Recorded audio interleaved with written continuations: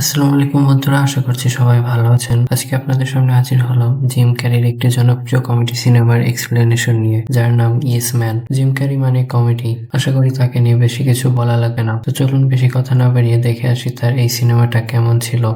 গল্পের প্রধান চরিত্র কার্ল। কার্ল একটা ব্যাংকে লোন অফিসারের চাকরি করে। সে সবাইকে লোন দেয়, কিন্তু নিজের জীবনটা খুব হতাশায় ভরা। তার স্ত্রীর সাথে ডিভোর্স হয়ে গেছে। সে বন্ধুদের সাথে দেখা করে না, কোথাও যেতে চায় না, সোশ্যাল গ্যাদারিং এড়িয়ে চলে, কারণ তার মনে হয় তার জীবনে শুধু অন্ধকার আর অন্ধকার। সে সবার থেকে দূরে থাকতে চায়। একদিন তার বন্ধু তাকে ডিনারে যেতে বলে। অনিচ্ছা সত্ত্বেও কালকে তাদের সাথে যেতে হয়। বারে ঢুকতেই কাল দেখে তার সাবেক স্ত্রী স্টেফেনি তার নতুন বয়ফ্রেন্ডের সাথে বসে আছে। তাদের ডিভোর্সের 3 বছর হয়ে গেছে। কার্ল স্টেফেনিকে দেখে চোখ সরিয়ে নেয়, তার সামনে যেতে চায় না, কিন্তু স্টেফেনি নিজেই এগিয়ে আসে। কার্ল তাড়াতাড়ি একটা অজুহাত দিয়ে সেখান থেকে বেরিয়ে যায়। আসলে তার আত্মবিশ্বাস অনেক কমে গেছে, জীবনে শুধু হতাশা আর একাকিত্ব, তাই তার কিছুই ভালো লাগে না। কার্লের পাশের বাড়িতে এক বুড়ি থাকে। সে প্রায় কার্লের সাথে ফ্লার্ট করে, বারবার বলে আমার বাড়িতে চলো, কিন্তু কার্ল প্রতিবারই না বলে দেয় এবং কোনো না কোনো অজুহাতে চলে যায়। অফিসে গেলে তার সিনিয়র বলে তোমাকে প্রমোশন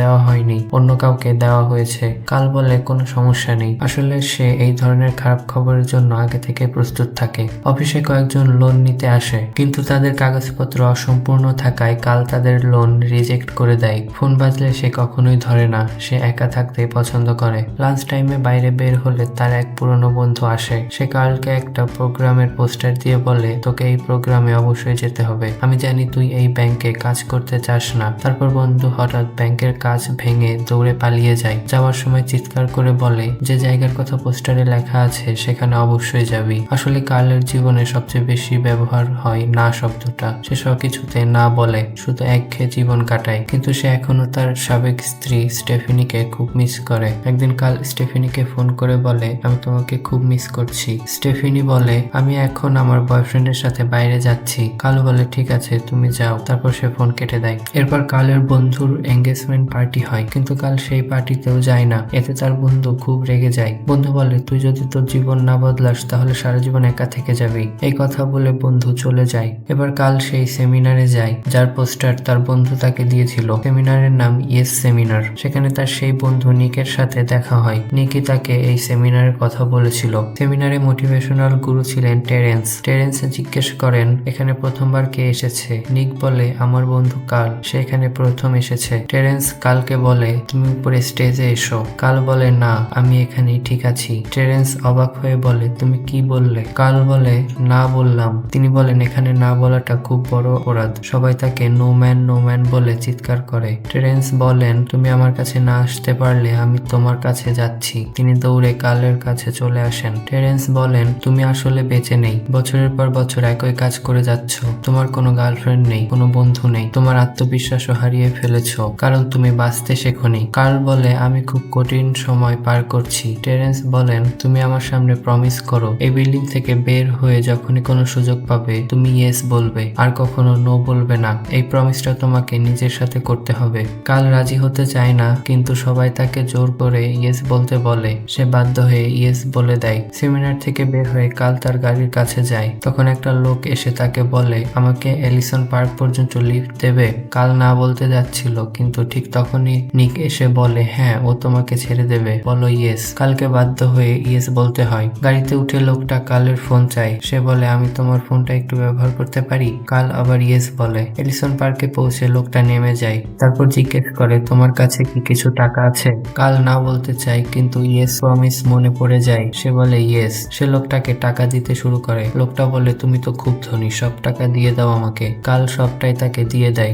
এরপর কার্ল গাড়ি চালিয়ে ফেরত আসতে থাকে। হঠাৎ তার গাড়ির তেল শেষ হয়ে যায়। এখন তার কাছে কোনো টাকা নেই, ফোনের চার্জও শেষ, কারণ লোকটা অনেকক্ষণ ফোন ব্যবহার করেছে। কার্ল হেঁটে পেট্রোল পাম্পের দিকে যায়। সেখানে ক্রেডিট কার্ড দিয়ে তেল নেয়। ঠিক তখন স্কুটারে করে একটা মেয়ে আসে। সে কার্লের ছবি তুলে নেয়। মেয়েটি বলে তোমার গাড়ির তেল শেষ হয়ে গেছে তাই না, চলো আমি তোমাকে লিফট দিয়ে দিই। কার্ল ইয়েস বলে। এরপর তার স্কুটারে করে তারা দুজন কার্লের গাড়ির কাছে যায়। কার্ল জানতে পারে মেয়েটির নাম এলিসন। এলিসন জিজ্ঞেস করে করে, তুমি ঠিক আছো? কাল মজা করে ফিসফিস করে বলে, হ্যাঁ, একটা কিস পেলে আরো ভালো হতো। এলিসন তার কথা শুনে হেসে তাকে কিস করে চলে যায়। কাল অবাক হয়ে ভাবে সবকিছু ইয়েস বলার জন্যই হলো। যদি আমি না বলতাম তাহলে আজ এই কিসও পেতাম না, এলিসনের সাথেও দেখা হতো না। সে সিদ্ধান্ত নেয় এখন থেকে প্রত্যেক প্রশ্নের উত্তর ইয়েস দেবে। শনিবার তার ছুটির দিন, কিন্তু বস ফোন করে বলেন অফিসে তোমার দরকার, আসতে পারবে? কাল বলে ইয়েস, এরপর অফিসে চলে যায়। অফিসে কম্পিউটার খুলতেই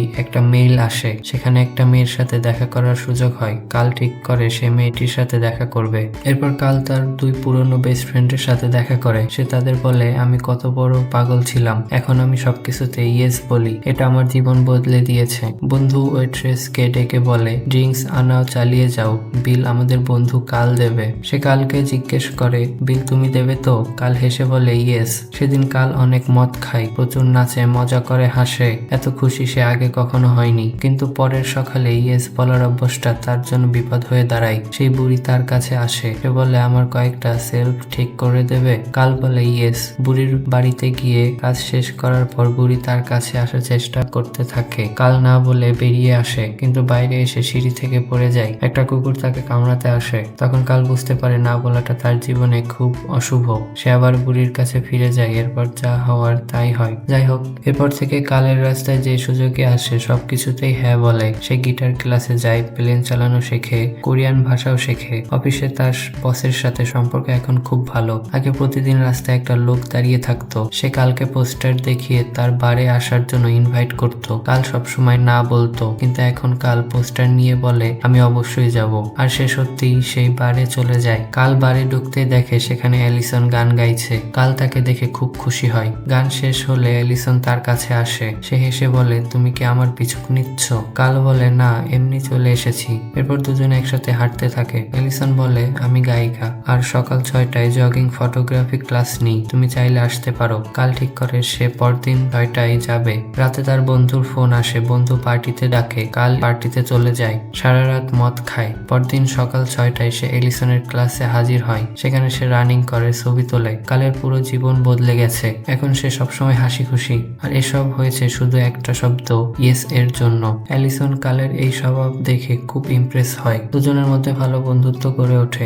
একদিন কাল এক ইরানি মেয়ের সাথে ডেটে যায়। ডেটে তার বন্ধু পিটারও সাথে ছিল, কিন্তু মেয়েটিকে কালের একদম পছন্দ হয় না। সে আসলে এলিসনকে পছন্দ করে। পরদিন সবাই কালের বন্ধুর বাড়িতে পার্টিতে যায়। কাল এলিসনকেও সাথে নিয়ে যায়। পার্টির পর কাল এলিসনের স্কুটার চালায়, দুজনে ঘুরে বেড়ায়। কাল এই মুহূর্ত খুব উপভোগ করে। দুজনে একটা খোলা স্টেডিয়ামে যায়, সেখানে তারা একে অপরকে কিস করে। অন্যদিকে ব্যাংকে কালের কাছে লোন নেওয়ার লম্বা লাইন পড়ে, কারণ সে কাউকে না বলে না। তার সিনিয়র অফিসার তাকে আলাদা ডেকে নেন। কাল ভাবে এবার তার চাকরি চলে যাবে, কিন্তু সিনিয়র তাকে প্রশংসা করে বলেন, তুমি ছোট লোন দিচ্ছ, সবাই সময় মতো লোন শোধ করছে, এতে কোম্পানির অনেক লাভ হচ্ছে। তারপর তিনি কালকে প্রমোশন দিয়ে দেন। কাল এখন খুব পজিটিভ হয়ে গেছে। সে যেখানে যায় সেখানে খুশি ছড়িয়ে দেয়। একদিন সে দেখে এক লোক আত্মহত্যা করতে যাচ্ছে। কাল তার ফ্ল্যাটে চলে যায়। সে লোকটির জন্য মোটিভেশনাল গান গায়। এভাবে সে তার জীবন বাঁচিয়ে দেয়। এরপর কাল আর এলিসন ছুটিতে যাওয়ার প্ল্যান করে।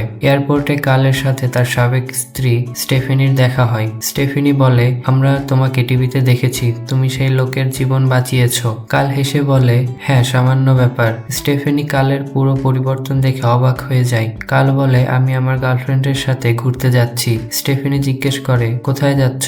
কাল বলে, জানি না, এখনই ঠিক করব। তারপর কাল এলিসনের কাছে যায়। দুজনে টিকিট কাউন্টারে গিয়ে বলে, এখান থেকে যে প্রথম ফ্লাইট আছে আমাদের সেই টিকিট দাও। প্রথম ফ্লাইট ছিল নেব্রাস্কার। দুজনে সেখানে চলে যায়। সেখানে কালের স্বভাব, হাস্যরস আর জীবন উপভোগ করার ধরন দেখে এলিসন খুব ইমপ্রেস হয়। সে বলে, ফিরে গিয়ে আমরা একসাথে থাকলে কেমন হয়? কাল খুশি হয়ে বলে ইয়েস, কারণ তার জীবনেও একাকিত্ব আর ভালোবাসার অভাব ছিল।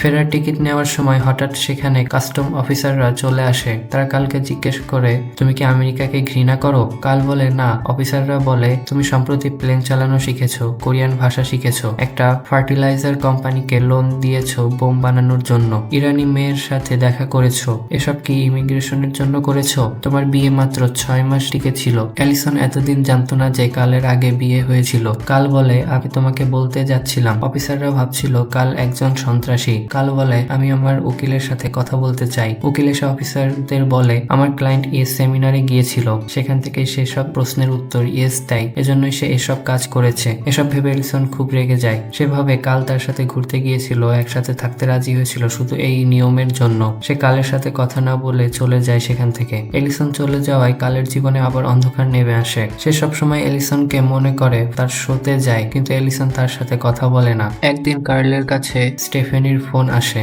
সে ফোনে কান্না করছিল। সে স্টেফেনির সাথে দেখা করতে তার বাসায় চলে যায়। স্টেফেনি কালকে বলে, আমার বয়ফ্রেন্ডের সাথে ব্রেকআপ হয়ে গেছে, আমি তোমাকে আবার আমার জীবনে ফিরিয়ে নিতে চাই। স্টেফেনি তাকে কিস করতে শুরু করে, কিন্তু কাল তাকে থামিয়ে দিয়ে বলে, না আমি এটা পারবো না। এ বলে সে চলে যায়। এবার সে না বলেছে, তাই তার সাথে আবার বিপদ হতে শুরু করে। আসলে এটা তার মনের ভুল ছিল।